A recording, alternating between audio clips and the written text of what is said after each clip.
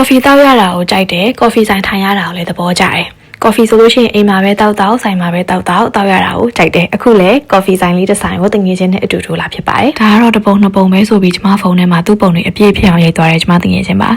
ကျမတို့မှာထားတာက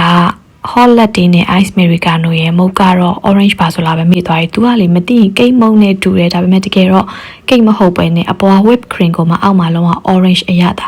ချင်းနဲ့ပုံမှန်ထက်ပိုချင်းတယ်လို့ခံစားရတယ်ပေါ့နော်ဒီပြတော့မကြိုက်ပါဘူးအဲ့ဒါကိုလေဈေးတွေကတော့တစ်မျိုးကို1000ပတ်ချလဲလောက်တော့သွားပါတယ်ပြီးတော့ကျမတို့နှစ်ယောက်ဓာတ်ပုံရိုက်ကြမယ်ဆိုပြီးတော့ဘာကြီးလုံးမှန်းလည်းမသိဘူးပေါ့နော်မူကအဲ့နေ့မှာဘယ်လိုဖြစ်လဲဆိုတော့မူကဓာတ်ပုံရိုက်ရှင်နဲ့မူဝင်လိုက်ပြင်ပြတ်သွားလိုက်ဝင်လာလိုက်ပြတ်သွားလိုက်နေပေါ့နင်းဝင်လာလိုက်ထွက်သွားလိုက်ဖြစ်နေပါတယ်အဲ့လိုနဲ့ပဲဓာတ်ပုံရိုက်လိုက်ခွေလိုက်နေကျမတို့နှစ်ယောက်ရဲ့ coffee ဆိုင်ထိုင်တဲ့ကဏ္ဍကြီးပြီးဆုံးသွားပါတယ်ဒါပေမဲ့ကျမတို့တွေ့တဲ့ကဏ္ဍကတော့မပြီးသေးပါဘူးကီးမစားခြင်းလို့ရန်ကင်းကီးမမှာမုတ်စားပြီးတော့မှပဲအိမ်ပြန်ကြပါတယ်ဆုံးထိကြည့်ပေးကျေးဇူးများတင်ပါတယ်တတာ